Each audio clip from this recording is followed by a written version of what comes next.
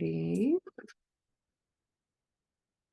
Hey, welcome today, you guys. I was really excited to see that we're doing chapter 3 and 4 today because I had initially thought we'd do chapters 1 through 3 last time, and that's what I had in my head. And then I saw the actual schedule, and today is chapter 3 and 4. So if that was confusing last week, I apologize, but in my mind, it gives us a little extra time to go back over chapter 3, which is awesome. And then we'll go into chapter 4. So welcome. I wanted to just check in with you guys and have you practice checking in with your body, seeing how you feel. If you want to put in the chat how you're feeling. And sometimes we don't really remember all the terms, dorsal or ventral or sympathetic.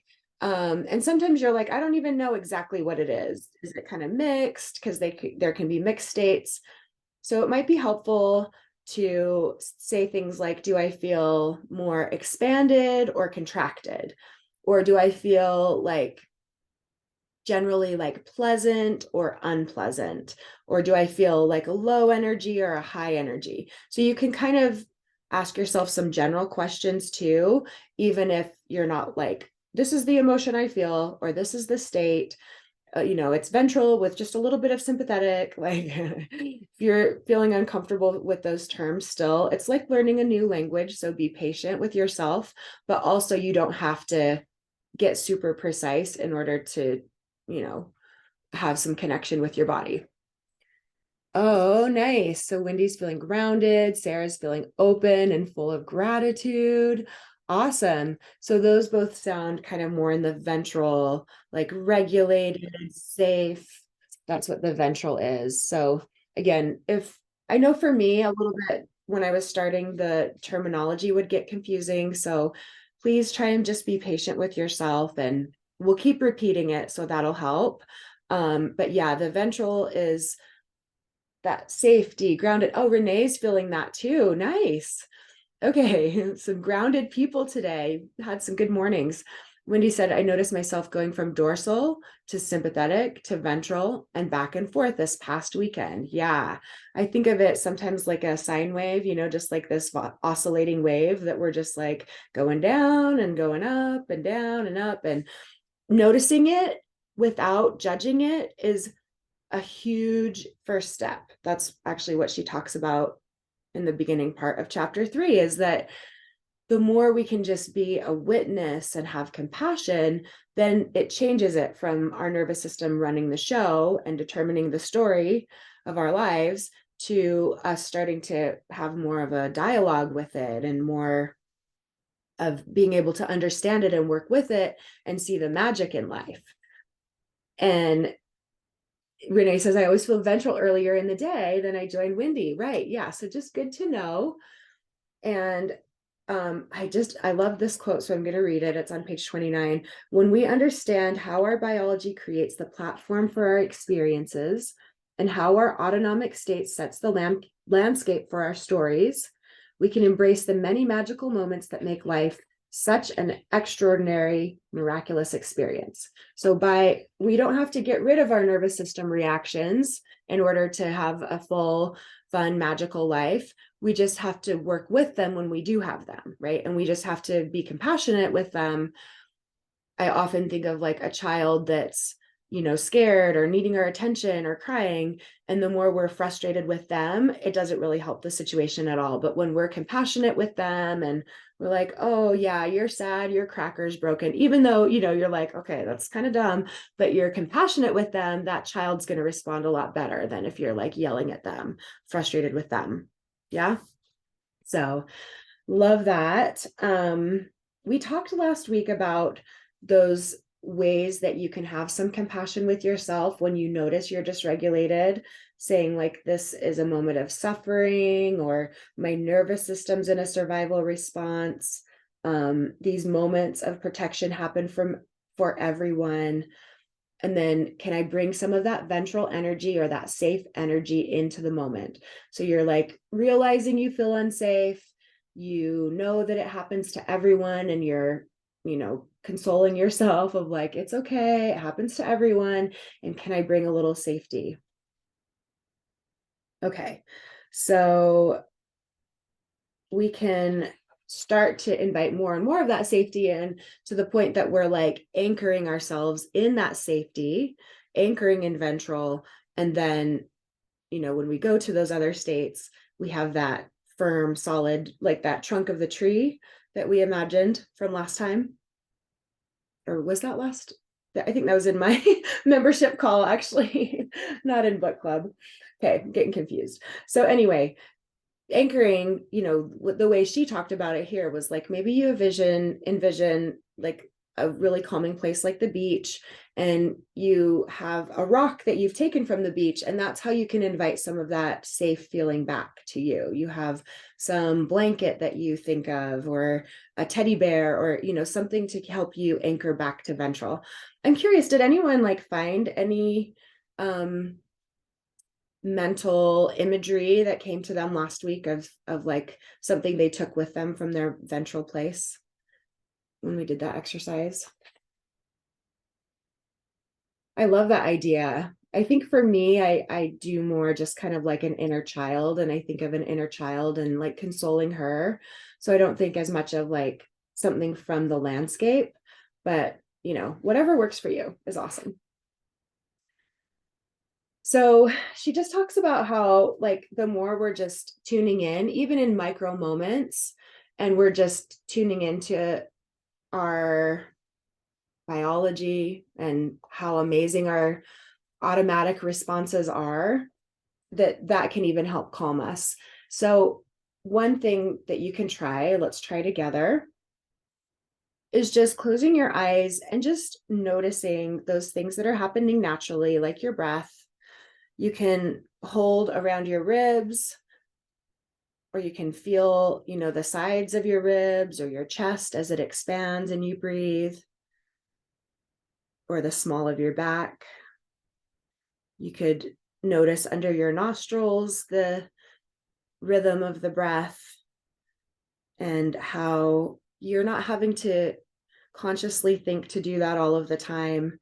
How much energy it would be taking of your attention and your focus if you had to think to pump all the blood and to breathe. And so you can appreciate all of these things that happen at that automatic level, and that because that is happening through the nervous system automatically, then you are able to expand into creativity and figure things out and create things and connect with people.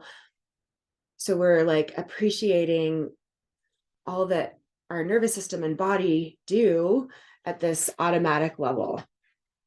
How did that go for you guys? Just checking in for like 2 or 3 minutes.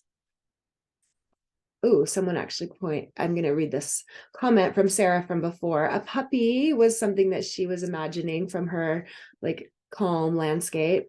And then another was a beach or a redwood forest. That works for me. I love that. Love that. Okay. And then just for those tuning in, just for those micro moments, like all we did was notice something that was already going on. So it doesn't have to be like, oh, how do I regulate? I forgot, and I don't have my list with me. I can't remember it. You just like even tuning into your breath, just being like, okay, grateful for the automatic stuff that goes on. Okay. Just kind of going through here, the things that I've marked, making sure we get to everything. So just a question you could ask yourself is, what could I say to myself to bring curiosity and self-compassion to the process of listening? So when we're listening, this is what this chapter is about: listening to our bodies, listening to our nervous system states, and how we can respond with more curiosity, self-compassion. She has quotes like, it's my biology wanting to send me a message. My job is just to listen. I can tune in, tune toward, I can listen without needing to make meaning. All of those things are a lot more neutral, right? You can put in the chat if those have helped you, or if there are any others that help you with tuning into more of that, like, neutrality about what's going on with the nervous system. And Wendy says, yeah, it's helpful because it puts me back in my body. Yeah. Any of that tuning in, any of that listening, it like gets you out of your head and the future and the past and into the present moment. And that is regulating to your nervous system. That's what all these, regulating activities are for. Actually, last time we did the yes and no and maybe from the different states. Do you guys remember that? I love that exercise. Feeling how it would be to say yes if you're from that calm, safe place versus if you say yes from a sympathetic, like motivated, attacking place or defensive place. Or if you say yes from a shut down place, from a hopeless, despairing place. It's just interesting to see those different states. We can have the same thing that we're conveying, but from the different states, it changes our perception. It changes the way that we show up. And then, yeah, Wendy says that exercise was super helpful with the yes and no. Thank you for that reminder. Yeah, it was such an interesting one for me also to go through that with you guys. And then there's this exercise we can do together today, again, with that intent of listening and exploring. She talks about from the outside in and from the inside out. So if you're feeling dysregulated, and a lot of people are feeling pretty grounded today, but you can just keep this in mind. And let's go through some of these questions today, and you can just answer them for the moment, or keep in mind that this is something you could do in the future.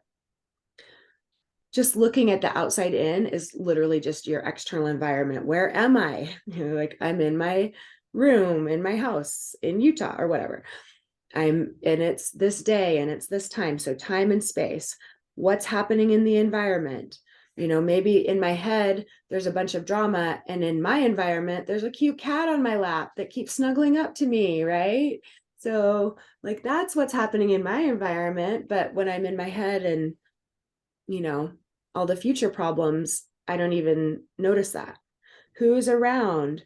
What am I doing? What state has been activated? And again, even if you're not like, it's the parasympathetic dorsal branch, you could just be like, it feels shut down, it feels hopeless, it feels activated, it feels, angry. The more you use this vocabulary, the easier it gets, just like a language, foreign language. And then when you're tuning from the inside out, it's on page 17. What am I sensing in my body? Where is the energy moving? That's so good. Like, where's the energy not moving?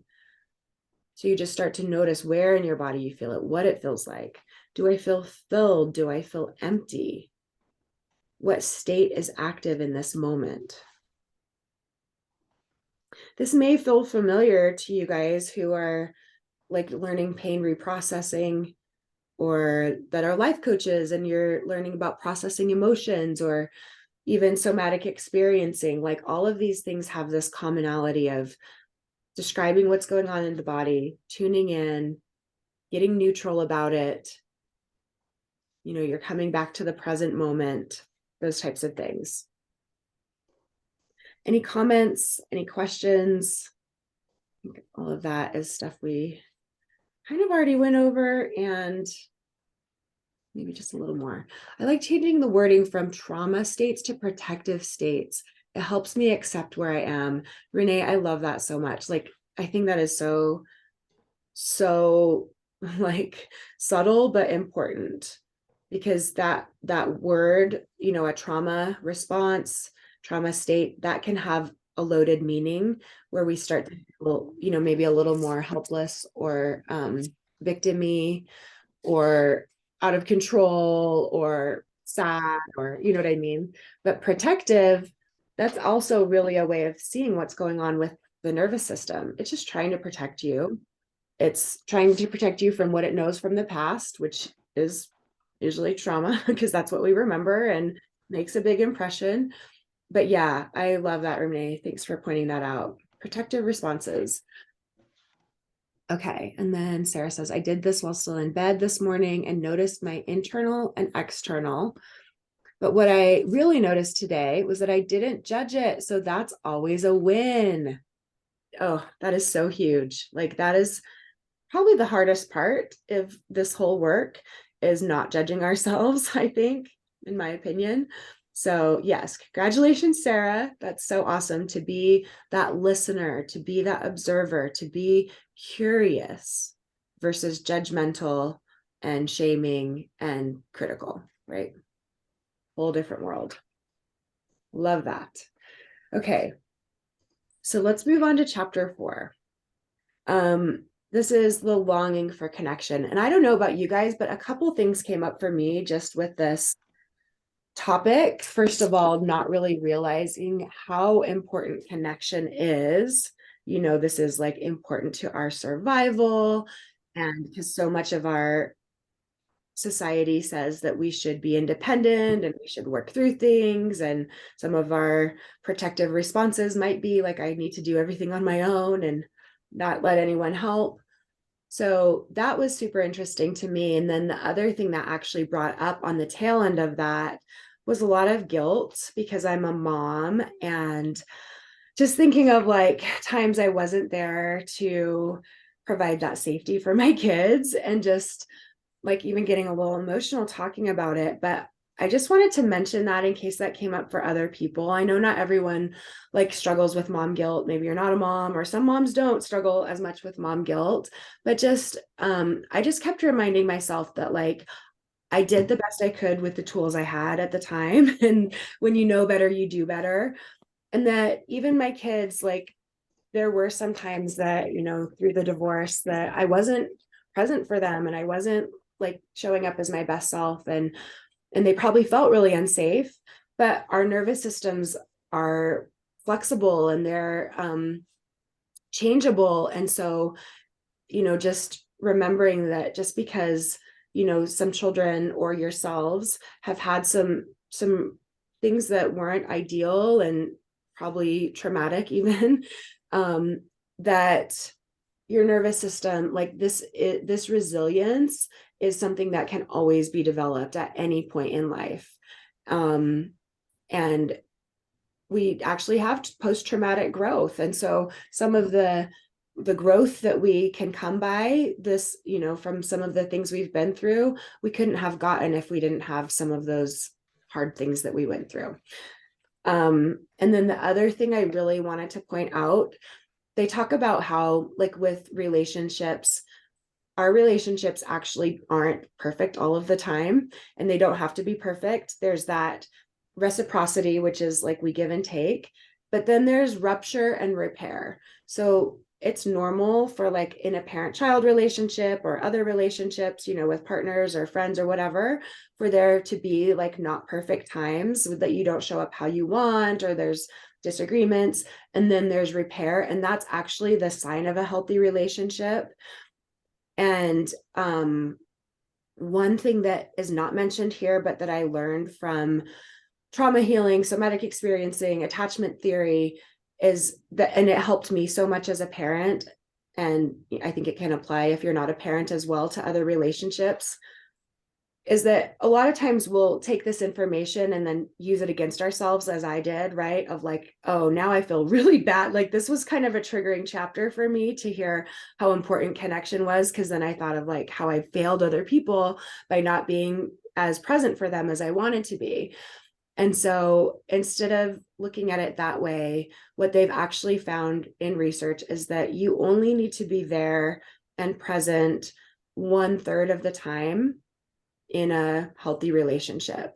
So the other 2/3 of the time, you might be dysregulated, or you're not showing up how you want to, and you come back and repair. That is still a healthy relationship. Even if you're only in that, like, you know, I'm actually listening and I'm not thinking of other things, and I'm, you know, like being there for you, 1/3 of the time is all that it really takes. So is that helpful for you guys? For me, that was just like pivotal to know that. But anyway, I really wanted to share that because it's not in the book, but if you're like me and you can take this nice information and then be like, oh, I should have been better, then, there's really no good, that comes from that. Yes. So I'm going back to the chat. Sarah says, me too, Betsy, especially through the divorce and then remarriage and divorce again. Yeah, it was very dysregulated and had all the mom guilt. But like you, I know better and I'm doing better, and repair is what it's all about. Yeah. And this helps the perfectionism too.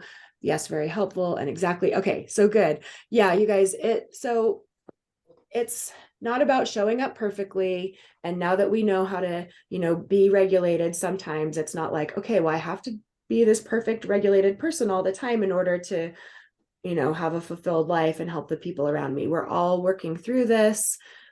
Yeah, we're all like doing our best. And when we know better, we do better. But also, connection is important. And so we can do things to provide healthy chances for support and connection and relationships when we prioritize that. And that's the main point of the chapter. And that's where it really was headed. But, that importance of connection, sometimes we're like, well, was I connected enough? And what does that mean if I don't?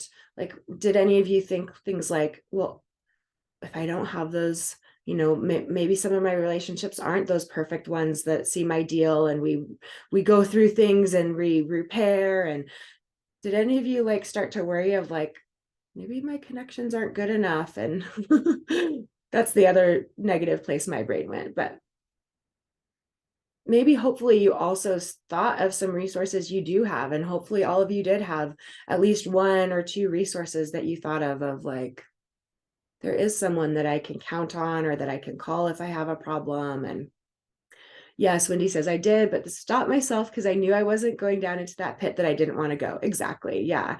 So some of these things can kind of come up with the brain, and you can just be like, okay, interesting that comes up.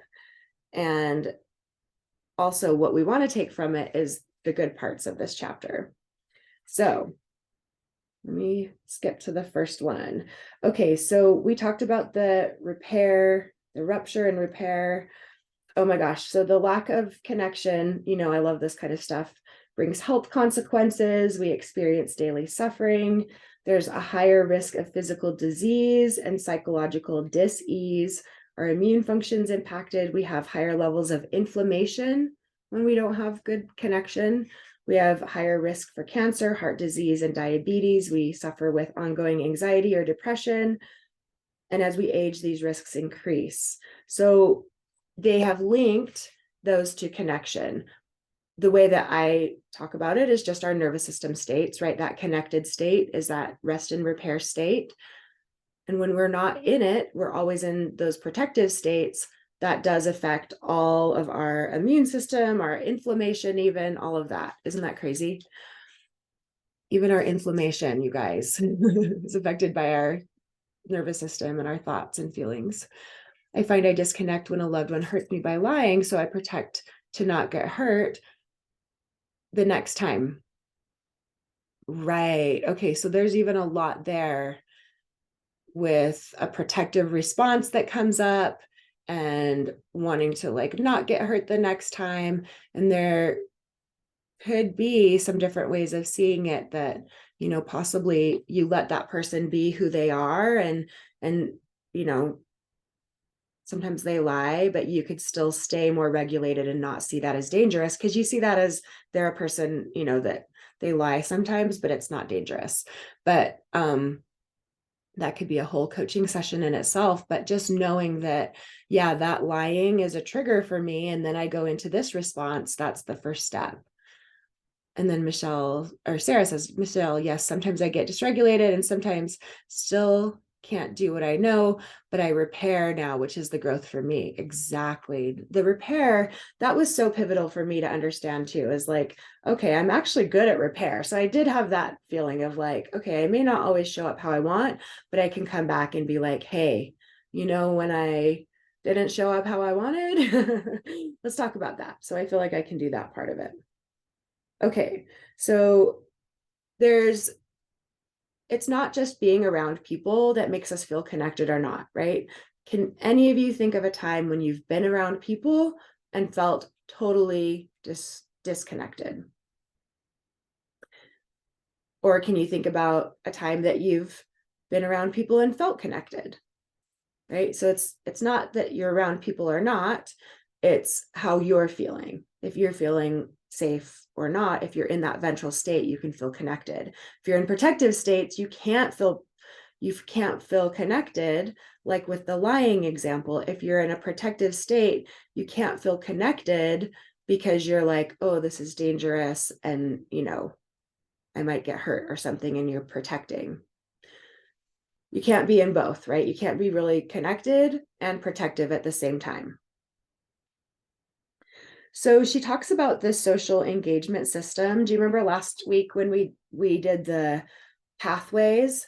So if you put your hand on the back of your head, and this is where that vagus nerve starts, and then you put one hand on your face and one hand on your heart. So, now it's not on the back of your neck. So one hand is on your face and one hand is on your heart. And you imagine that energy between the hands. That's the social engagement system. So that's the pathway of the ventral system, the pathway to the heart, joined with the nerves that control our eyes, our ears, our voice, and the way we move our head. And that's the social engagement system. So it's how we look for sounds of welcome or for friendly faces, or how we would turn and tilt our heads in search of safety. So we're always searching the environment to know if we're safe or not. And we can express it and see it in this pathway of the social engagement. So how did that feel? Just kind of tuning into that part for you guys. Checked in with that place. And you guys are talking about repair in the chat. So yeah, going back to repair. There's some different, you can look at that in the chat if you're interested. Thanks for putting that there, you guys, for explaining that though to the others who had questions. So thinking about the eyes, the voice, and the ears, there are some different ways to tune into safety or danger. So let's focus on the eyes. I love these little exercises. So imagine that you're staring at someone with kind of like a hint of glare, like you're focusing on them and kind of like judging them a little bit from that sympathetic state of like, there's something wrong there with you. You need to change. How does that feel in your eyes? Now shift to more of a neutral look.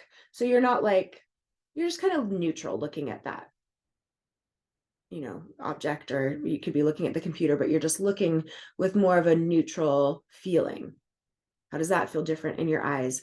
And then imagine looking with love. Like imagine you're looking at your puppy, or you're imagining like a soft, warm look. Did you guys feel a difference in the tension and the eye muscles when you had the different states? Yeah, crazy, right? So a reverse hack when we're stressed is that peripheral vision. You might have heard something like that, where you gaze off into the distance and you let your vision open up and you look in the periphery. And in fact, we can do that real quick. We're good on time, I think. So again, what she's saying here is like, notice these different states and how it affects our eyes. And so we can use some of the bottom up approaches, like a somatic approach of knowing when I relax my eyes, it's a cue to relax my nervous system. So I want you to just look at a space, not the computer screen, not me on the screen or whatever, but like maybe a picture behind you or something out the window that's further away. And I want you to focus in on it and really like look intently right at it. Focus, focus, focus. And then I want you to just keep your eyes there, and then imagine opening up that peripheral vision. So that object becomes a little fuzzier, and you have more insight into what's around you on the sides. And you could even imagine what's above you. You're still focused on that spot and you're seeing above you and below. And you could even just like imagine that from where you are, keeping your head and your eyes there, you're able to see all the way behind you as well. You're like sensing and opening up your vision so much that you're just getting all of the impressions from what's around you. How did that go for you guys? That's just one little exercise to kind of get you back in the present moment and regulate your nervous system. Some of you I know have done that before with me. Yeah. So I'll assume that you loved it. Yeah.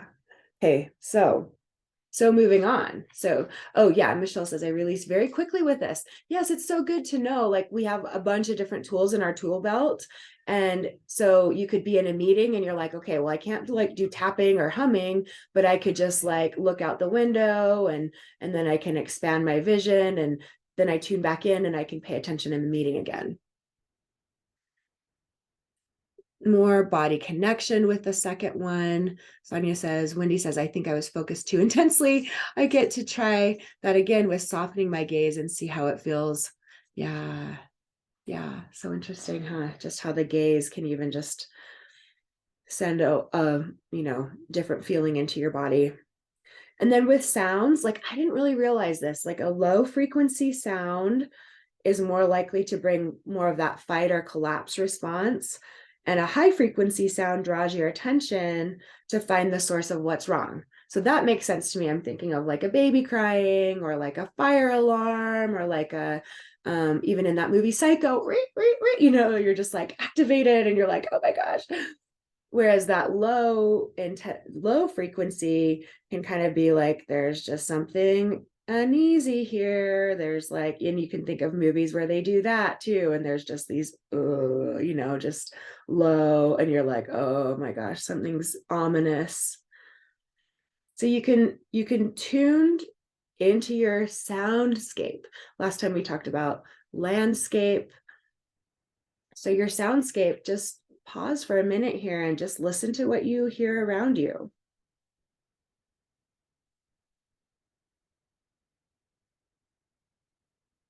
And you can maybe hear some sounds that get your attention. And then you can even think of like a lower layer. Maybe there's a computer hum or like a air conditioning,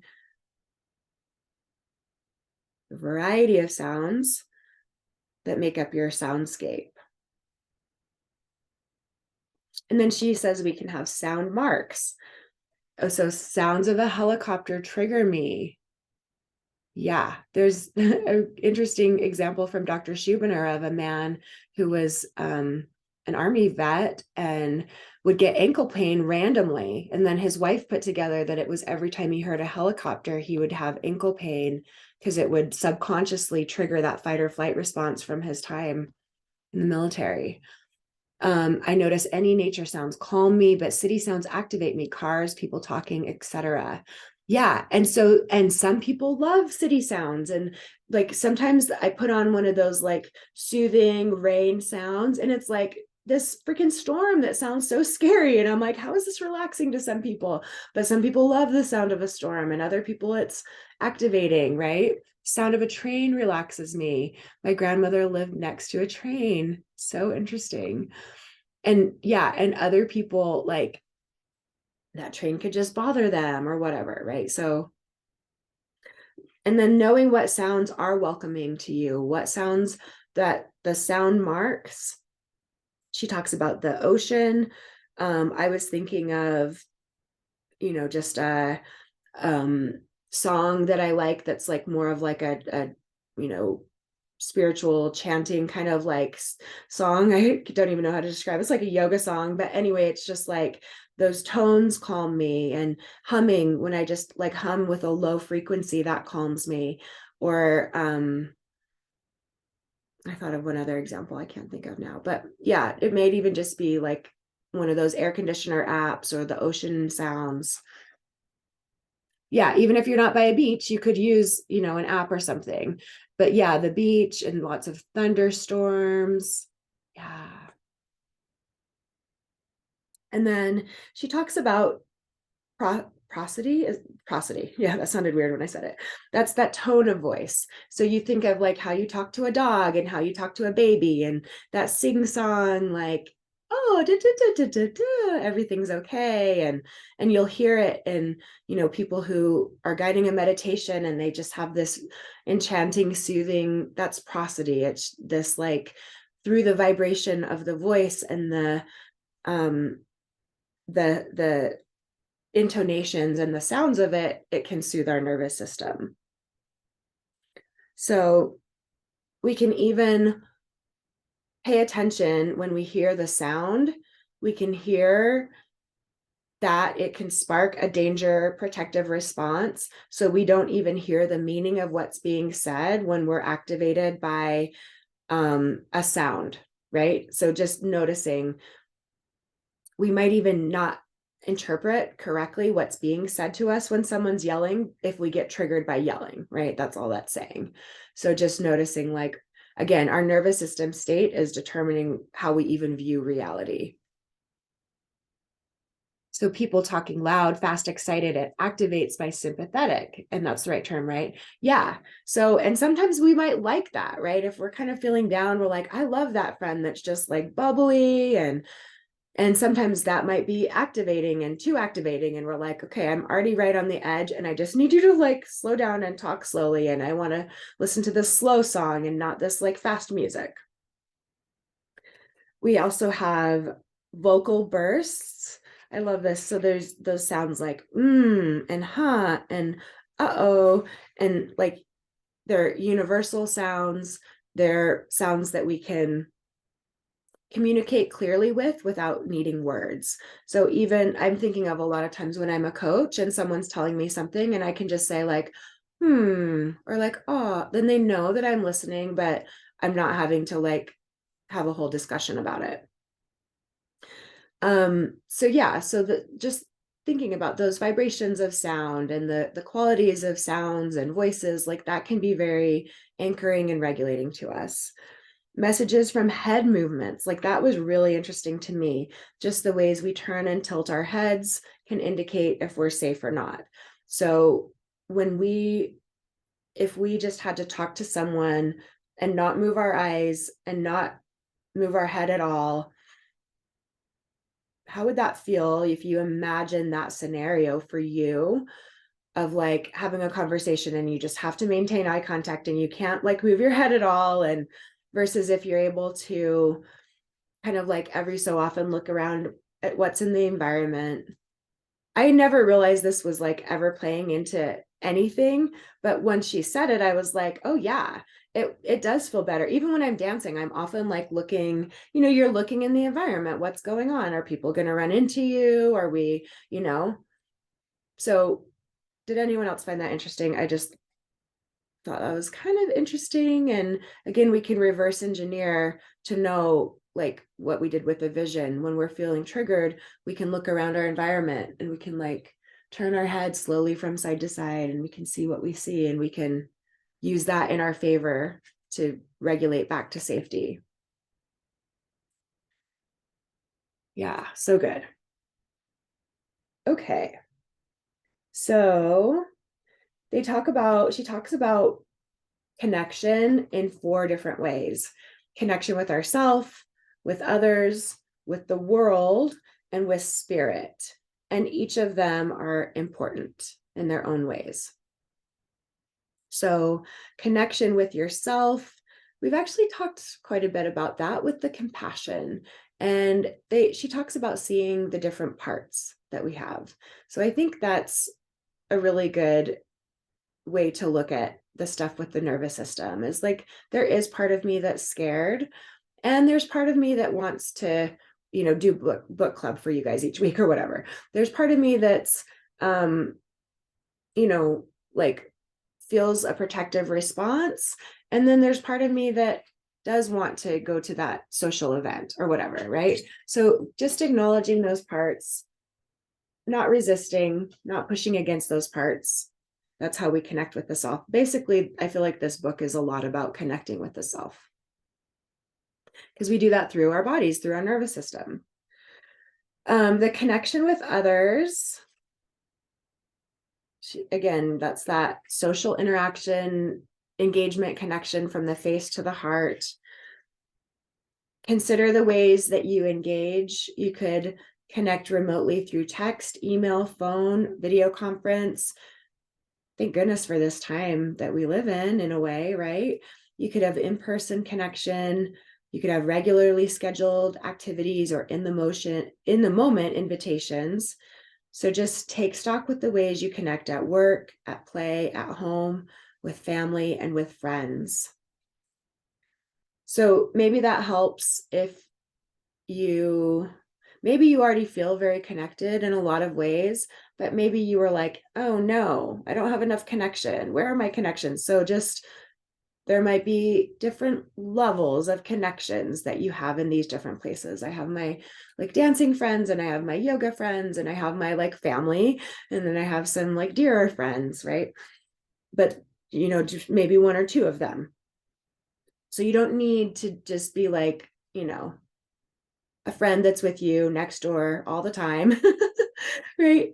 But finding like those creative ways of feeling connected with people, even if they're not in our immediate vicinity.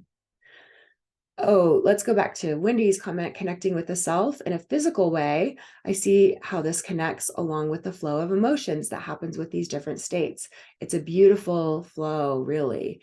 Exactly. Just seeing the flow and the contrast, and we're not always meant to be happy. It's beautiful that, we have these different states and emotions, and it's all part of our journey. And yeah, I love it. Okay, so then connecting with the world, that's how we inhabit our space, how we feel at home, feeling home and at home and not at home. You could kind of see how that feels in your body. So if you were in that state of dorsal, that collapse, the shutdown, the turtle, hiding and isolating, if you felt like you weren't connected to the world, you might feel homeless, lost in an unfamiliar land. If you felt more of the sympathetic activation, when you're feeling not connected to the world, it would be like this desperate search to find the way home. There's more action and more like necessity and urgency. And then you could notice how it might feel from that place of ventral, from that place of safety, to feel some connection with the world. She says, guided by the flow of this regulated nervous system. It's a story of belonging. So you might have some of these at different points of your life. And it might be a little stretch to start to feel that ventral one, but maybe you can think of some points of your life that you've felt connected to the process of life, the world, that things, are going well for you, that things always work out for you, that there is safety and there is belonging in the world. And if that feels like a place that doesn't feel very strong for you, just notice these different areas: self, others, world, and spirit. And maybe there is a place that, it doesn't feel as safe to connect, and how might it feel, a little more regulating to see that as a safer place. Because a lot of people feel like the world is a really, really dangerous place. And so even if they did, start to feel good enough about themselves, they're just scared to go out in the world because, they have no connection with like their safety there. Okay. And then Wendy says, I don't always feel connected when I walk into bigger parties or groups of mutual friends. Those are the times when I go into protective mode and couldn't really explain what was happening to me. Now I'm understanding it's just not, I'm an introvert and I don't like groups. Yeah, it's not just those things. Those can actually perpetuate more of the symptoms that we feel, right? If we're like, I don't like groups, we psych ourselves up for going to this group. But when we're just kind of like, sometimes I like groups, sometimes I don't. Sometimes my nervous system feels a little, activated by it. And that's when I take these steps. Or sometimes I feel overwhelmed, and that's when I know it's time to leave. Like, so much of a different view than when we're just like, I don't know what's going on, so I'll just avoid that situation altogether, right? And then Sarah says, I'm noticing in ventral mostly when I'm alone, and dorsal sympathetic more when I'm around others. Yeah, just like interesting to know that, right? And then maybe you can start to like challenge that. Like, where are there some places with others? Maybe it's just one person in this situation that I feel ventral, and start to, could that be possible for me to be around others and be in ventral? What would that feel like? What would that look like? But to that point, like I noticed, because I go to this steam room sometimes, and I try to relax there. And when I'm alone in that room, I can really relax. But even just another person being in the room, it's just harder for my nervous system to fully relax, right? So again, you could just see this primitive part of us is like, okay, be on guard. There's like another person. Don't close your eyes. And, just like notice, just make sure you're a little bit aware.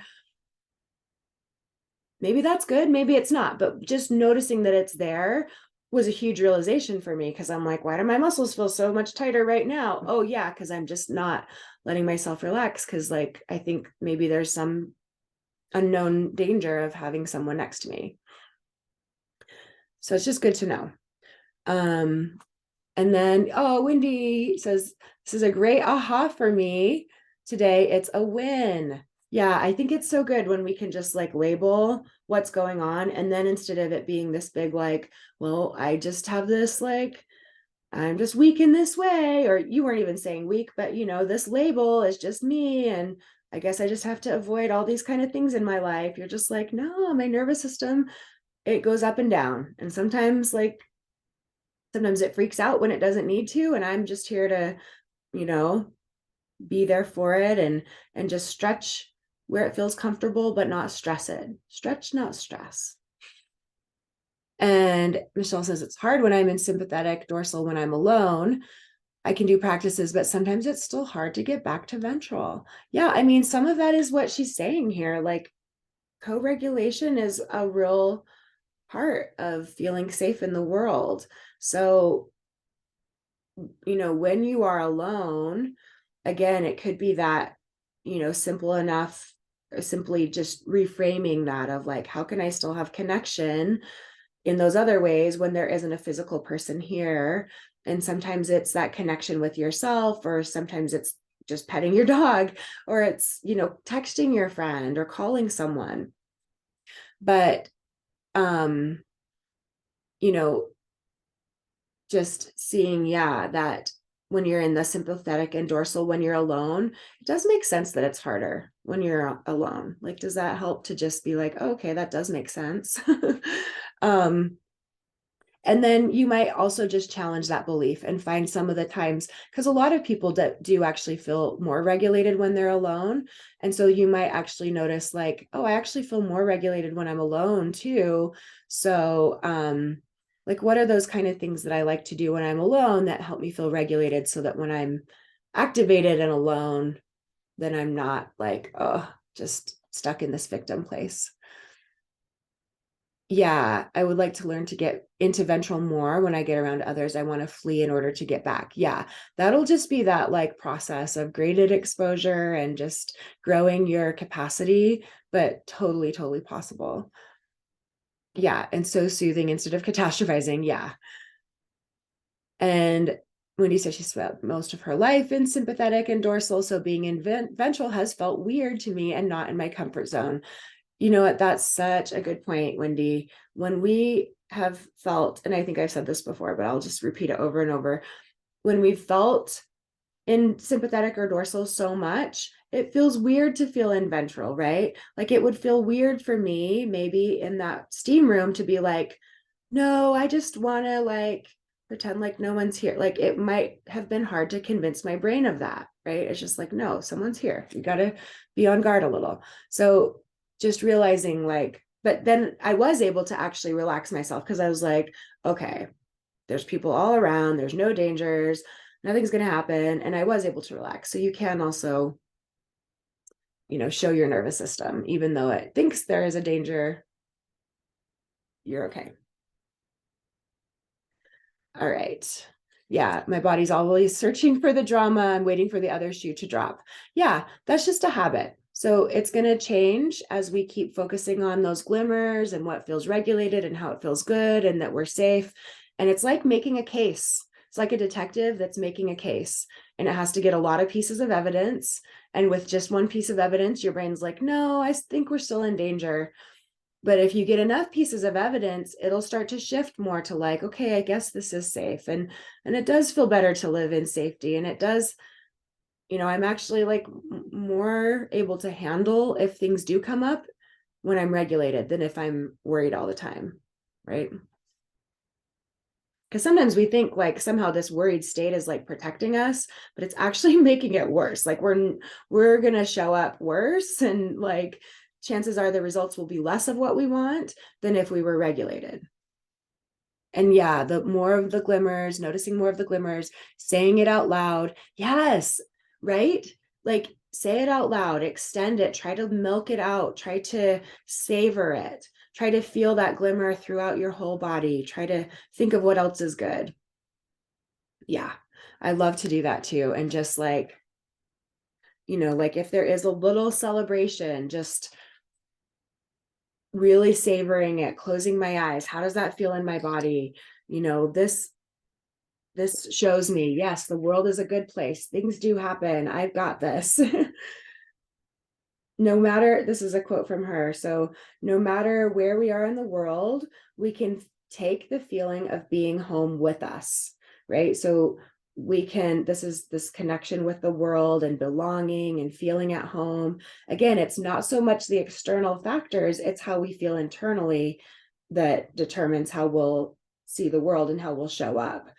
So she talks about her morning routine of drinking coffee and texting her friend every morning, and her friend texts back. So even though they're thousands of miles apart, she has that consistency in her day where she always knows she connects to that friend, and they connect and they have each other. So how can you create safety with these like predictable type of things across time and space? She's co-regulating. Like we really do have so much more at our fingertips now than think of like even 100 years ago with co-regulating. Like now there really are so many different ways to co-regulate that we can get creative, and we can you know create create the safety from those creative ideas. And then she talks about just what is the environment that your soul needs to feel at home. So she talks about like going to the sea every so often, or it might be the forest or the mountains or the desert or prairie environments that we call home. I think she is talking about like physically, but if you're not able, you're like, okay, well, great. Next time I go to the beach might not be till next year. So you can still bring in those like pieces of safety. Maybe like for me, there aren't any beaches nearby, but there are some bodies of water that have sand, and it's still, a body of water. And so get creative. This isn't to be like, okay, here's the checklist of things you need. They have to be in this prescribed exact way. No, you just have a general need for connection, but it can be filled in one of hundreds of different ways. The connection with spirit is the last one, and just like knowing that you're not alone.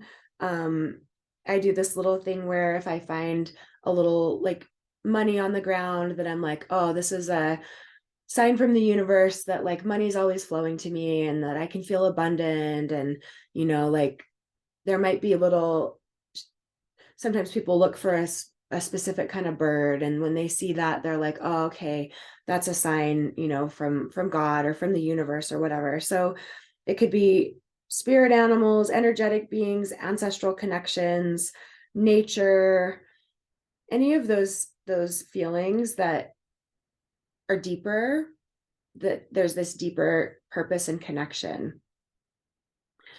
Oh, Sarah says I made my bedroom that place. So when I can't get out in nature, I love my room. Oh, I love that. Right? It could even just be like one corner of your room, right? It doesn't even have to be like anything big. I want you to think of the connection. She has this visualization or thing to imagine of a gas tank. So our connection in any of the 4 pathways, combining them all together, I want you to imagine that that's a gas tank that's either full, or you could mark it. You could do it on a paper if you want, 3/4 full, half full, 1/4 full, and empty. So you're either imagining kind of this like continuum and this measuring of the fullness of your connectivity, or you can think of some other words for it. So if the gas can was totally full, she says she uses the word full. If it's like 3/4, she calls it filling or good enough. If it's like lower, she might call it draining or depleted. So she just uses this visual so that you could check in with yourself, give yourself some kind of baseline of where you're feeling right now, not in a judgmental way, but to be like, just like with your gas tank, right? You're not like judging it. Well, maybe you are, but hypothetically, you might not judge it. You just be like, oh, good to know. I'm like running low on gas. That's the attitude to have with it. Not like, oh, what have I done wrong? I've been really driving too much, but just like, ah, good to know. Like I could add a little more gas pretty soon and that would, fill my tank. Yeah. Have to remember not to judge the tank. I'm empty. Just notice. Yes. Noticing versus being unkind.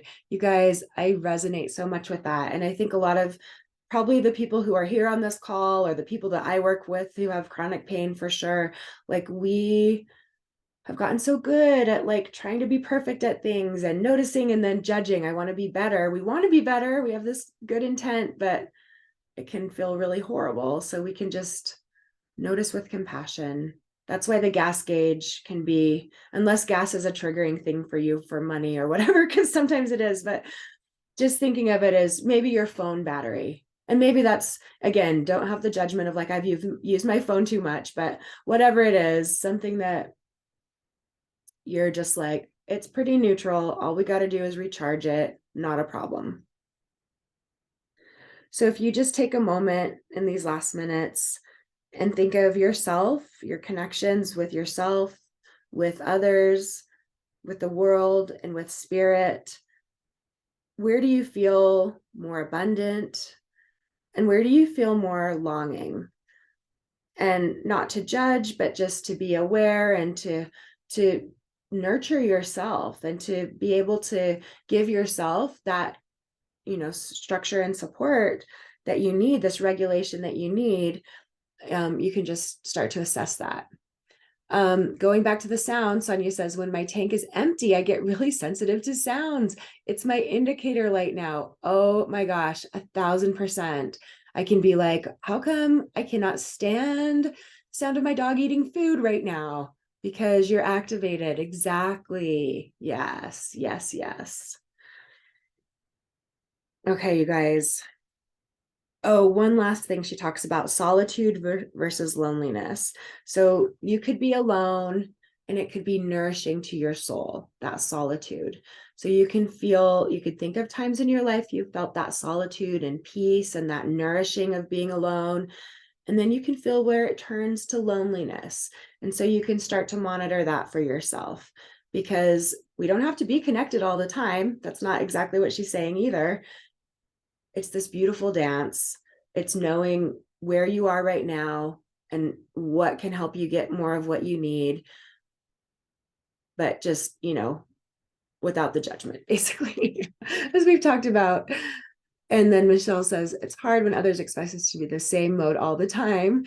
It's not possible. I need to remember to give others compassion too, instead of getting activated by their mood. Oh yeah. We could do a whole coaching session on other people's moods and how they're expecting things and we expect things of them. But the bottom line is when we get more regulated, it's like we could stay at this higher vibrational level. And even if people have their mood down here, we don't have to go down to their mood. We can stay up here. And then they're more likely to actually join us up here if we can stay up here and be regulated.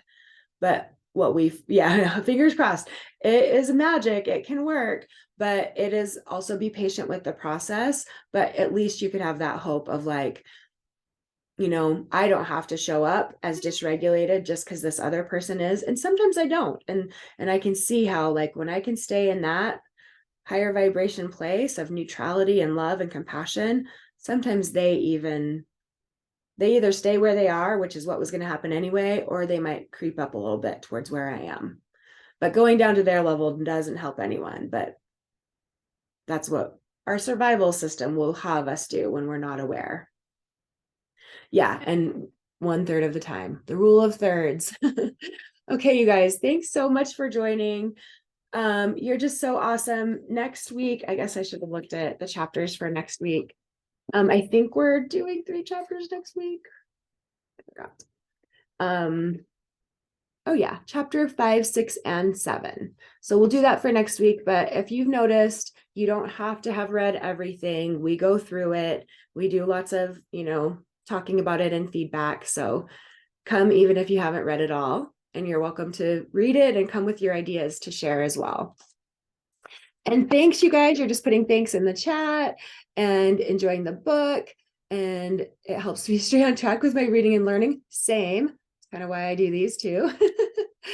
All right, you guys. Great. Thank you so much. Have a great rest of your day. Take care. Bye.